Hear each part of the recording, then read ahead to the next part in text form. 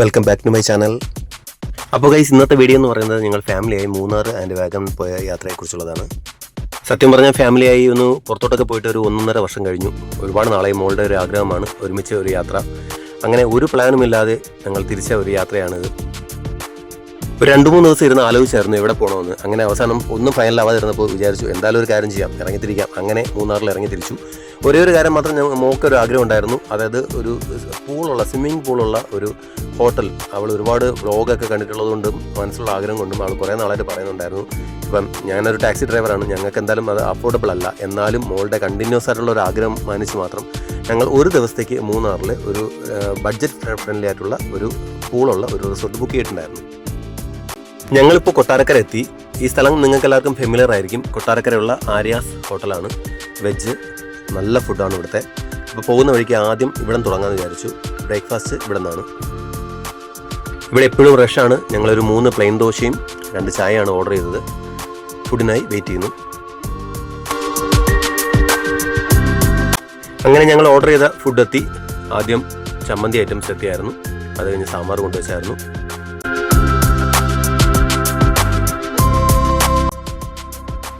അങ്ങനെ ഇവിടുത്തെ സ്പെഷ്യൽ ഐറ്റമായ ദോശയും വടയും കൊണ്ടുവച്ചായിരുന്നു. മോക്ക് വട വേണ്ടെന്ന് പറഞ്ഞു. അങ്ങനെ അത് തിരിച്ചു കൊടുത്തായിരുന്നു.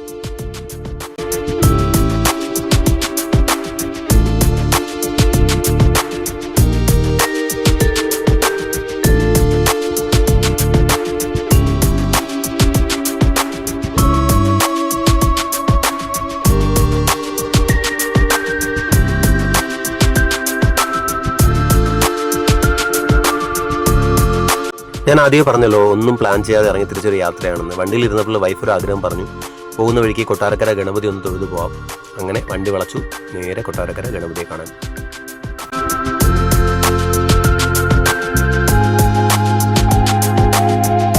ഇന്ന് മെയ് 9 വെള്ളിയാഴ്ച ദിവസമാണ്. അത്യാവശ്യം ക്ഷേത്രത്തിൽ നല്ല തിരക്കുണ്ടായിരുന്നു. വീഡിയോയുടെ തുടക്കത്തിൽ പറഞ്ഞിരുന്നത് പോലെ ഞങ്ങൾ പോകുന്ന റൂട്ട് കൊട്ടാരക്കര, പത്തനംതിട്ട, റാന്നി ആ റൂട്ടാണ് പോകുന്നത്.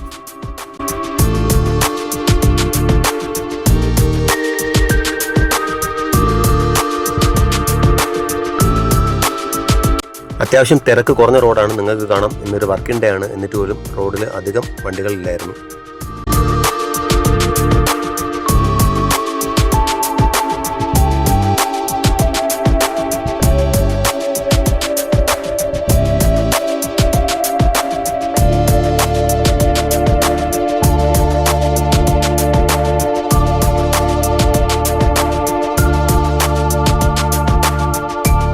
ഇടയ്ക്ക് ഞങ്ങൾ വണ്ടി നിർത്തി ഒരു ഐസ്ക്രീമൊക്കെ കഴിച്ചു. ഇത് ഞങ്ങൾ പോകുന്ന വഴിക്ക് കണ്ട ഒരു പ്ലേസ് ആണ്. അവിടെ സ്റ്റോപ്പ് ചെയ്തു. എക്സാക്ട് സ്ഥലത്തിൻ്റെ പേരറിയില്ല. ഇത് ഫുള്ള് പൈനാപ്പിൾ കൃഷിയാണ് കേട്ടോ.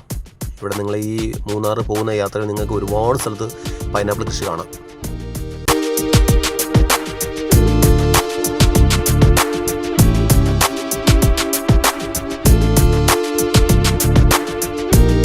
തൊടുപുഴ ടൗണിൽ നിന്ന് ഞങ്ങൾ ഊന്നുകൽ എന്ന് പറയുന്ന ഭാഗത്തോട്ടുള്ള റൂട്ടാണ് പിടിച്ചത്.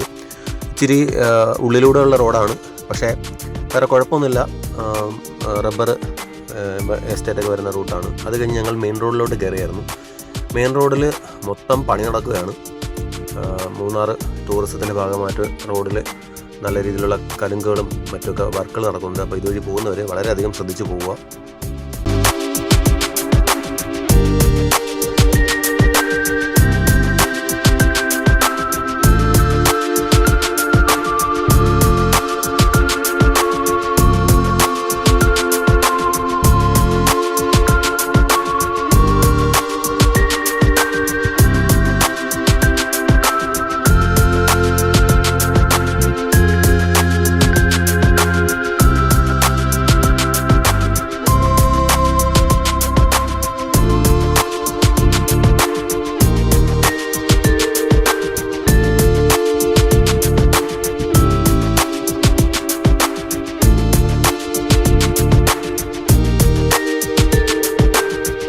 ഇത് അടിമാലി ടൗൺ എത്തുന്ന ഭാഗത്ത് തൊട്ട് നിങ്ങൾക്ക് ഇങ്ങനെ സിപ്പ് ലൈന്, പിന്നെ ഇങ്ങനെയുള്ള എക്കോ പാർക്ക്, അങ്ങനെയൊക്കെ ഒരുപാട് സംഭവങ്ങൾ കാണാൻ പറ്റും.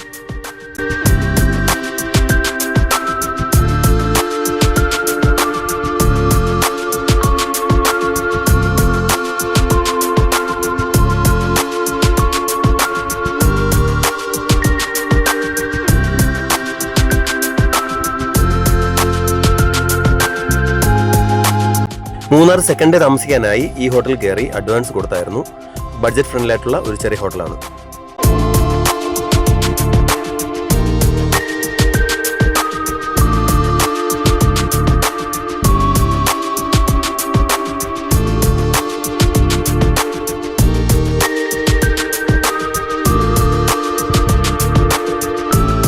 ഞങ്ങൾ മൂന്നാർ ഫസ്റ്റ് ഡേ സ്റ്റേ ചെയ്യുന്നത് ഇവിടെയുള്ള ചെറിയ ബഡ്ജറ്റ് ഫ്രണ്ട്ലി ആയിട്ടുള്ള ഒരു റിസോർട്ടാണ്.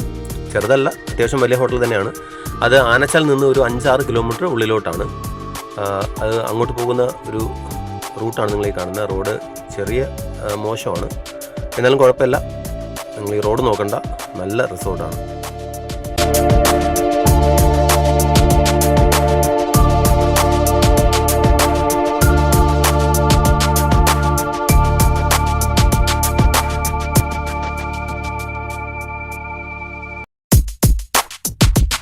അപ്പോൾ ഇതാണ് ഞാൻ പറഞ്ഞ റിസോർട്ട്. ഞങ്ങൾ റിസോർട്ടിൽ എത്തിക്കഴിഞ്ഞു.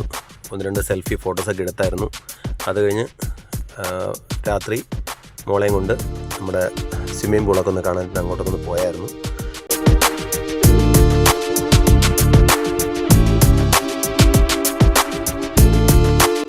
റിസോർട്ടിൻ്റെ ഡീറ്റെയിൽഡ് ആയിട്ടുള്ളൊരു വീഡിയോ പ്രത്യേകം ചെയ്യുന്നുണ്ട്. ഇതിപ്പോൾ രാത്രി ഞങ്ങൾ ജസ്റ്റ് പുറത്തിറങ്ങിയപ്പോൾ എടുത്ത ഒരു ഷോർട്ട് വീഡിയോ ആണ്. അപ്പോൾ നമുക്ക് അടുത്ത വീഡിയോയിൽ കാണാം.